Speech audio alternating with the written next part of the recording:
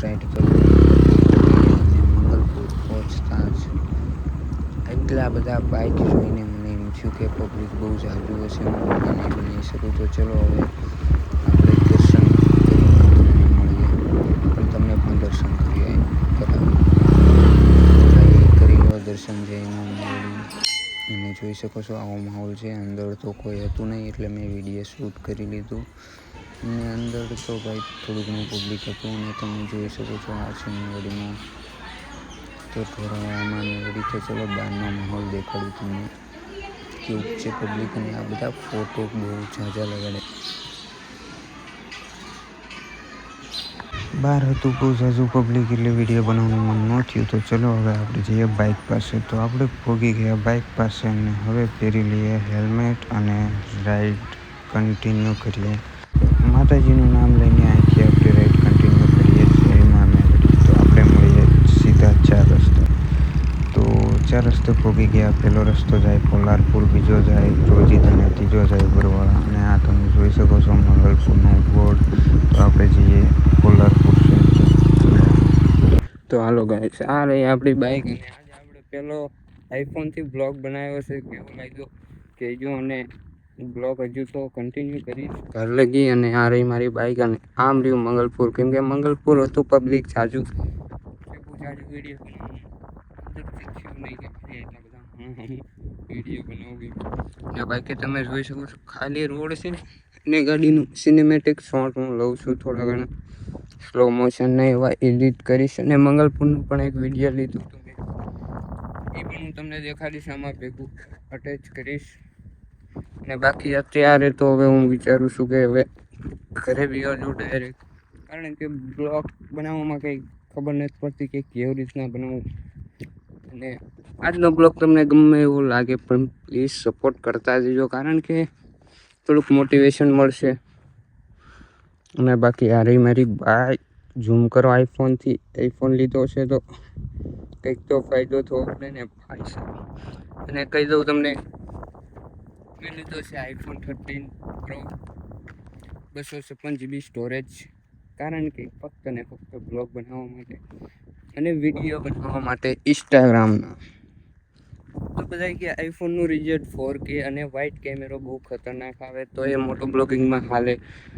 અને કારણ કે આપણે એટલો તો પૈસાદાર નથી કે ગોપ્રો લેવી 15-17 હજારનો, અને 15-17 હજારનો ગોપ્રો લઈને પછી 4K નું એડિટિંગ કરવા, સારો ફોન જોવી તો કા લેપટોપ જોઈ તો એવું બધું તો આપણી પાસે છે નહીં. એટલે આઈફોન બેસ્ટ છે, કારણ કે આઈફોનથી વિડીયો પણ બની જાય, એડિટ પણ થઈ જાય, કેપકટ. અને બાકી અત્યારે માહોલ જોઈ શકો છો, પવન ભાઈ બહુ જબ્બર છે. મારો અવાજ કેવો આવતો હશે, કારણ કે મારી પાસે તો જેવો અવાજ આવે એવો એડજસ્ટ કરી લેજો થોડોક, કેમ કે પહેલો જ બ્લોગ છે. અને બાકી વાતાવરણમાં થોડો ફેર થઈ ગયો છે. વરસાદી માહોલ હતું સવારનું કે વરસાદ આવે, પણ અત્યારે નથી. અત્યારે તડકો છે ફૂલ, ભાઈ સાહેબ કપી રહ્યા છે સુરત દાદા મારી ઉપર. અને મારો આઈફોન પણ હવે હિટિંગ થાય છે. તો ચલો હવે આપણે મળીએ મોટો બ્લોગિંગના સેટઅપમાં. તો આપણે હેલ્મેટ પહેરી લીધું છે અને હેલ્મેટમાં લુક કંઈક મારું આવું જોઈ શકો છો. મારું લુક એટલી ભગાડું છું ને કે ઘરના ભાળી જાય ને તો આ બાઇક બેસી દેશે. તો ચલો હવે જઈએ મોટો બ્લોગિંગ સેટઅપ ઉપર. હવે હું ફોન કરી દઉં હેલ્મેટમાં તો જય મેળમાં જવા દઈએ, અહીંથી કન્ટિન્યુ કરીએ ઘર લગીની ડ્રાઈવ. જય મેળમાં.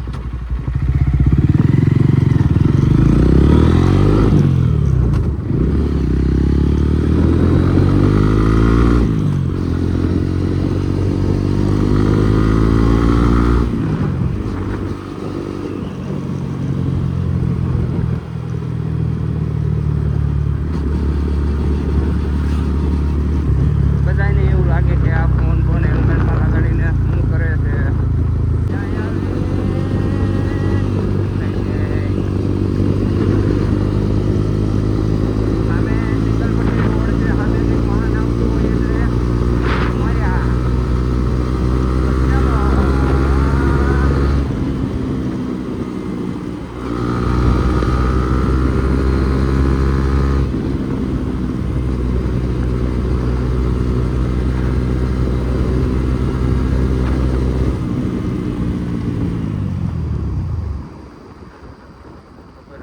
ગાડી આવશે.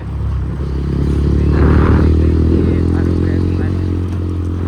અને બાકી આ ગાડીને ઊભા ચલાવવાની પણ અલગ મજા આવશે. તમે જોઈ શકો છો ઊભા કંઈક આવો દેખાય છે. ગાડીનું લુક પણ કંઈક આવું દેખાય છે.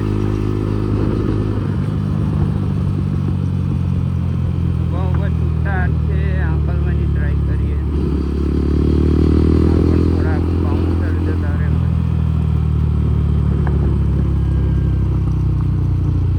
જોઈ શકો છો છૂટા છે. થોડો ડર લાગે છે એટલે નહીં આપું, કારણ કે અહીંયા હું પડીશ તો મને કોઈ ઊભો કરવાય નહીં આવે.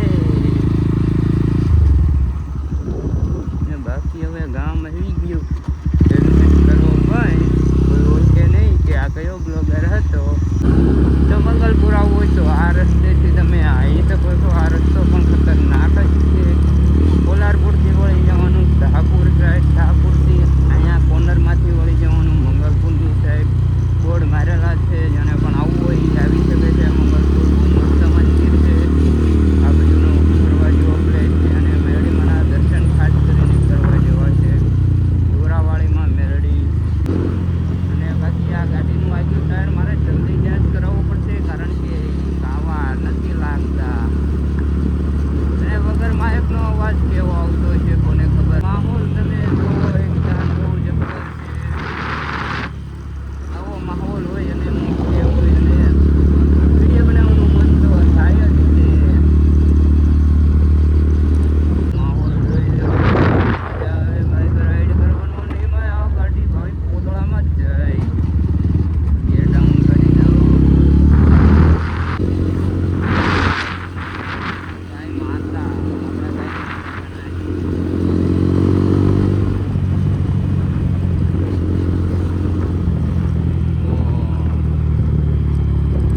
થોડા જઈ રહ્યા છે. દોડશે કે નહીં? દોડતી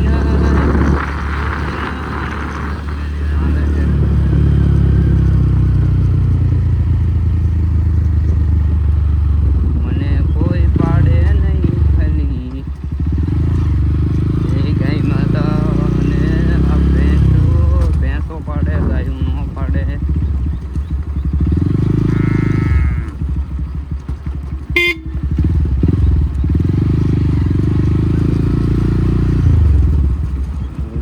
થોડું કરીને મૂક્યું છે અહીંયા. આગળ વાહનવાળા પણ હતા. ગુજરાતમાં નોર્મલ છે. થોડા ફરીથી આવી ગઈ છે ગાયો. જય ગાય માતા. નીકળી જવા દો મને. કોઈ ગલતી છે પણ. અને બાકી આ નાળામાં તમને આ કહું એક અવાજ આવે ગાડીનો. હાલો તમને આજ સંભળાવી ગાડીનો અવાજ. આમ તો ગાડી ગરમ જ હોય, પણ નાળામાં આનો અલગ જ અવાજ આવે. જોઈ શકો છો.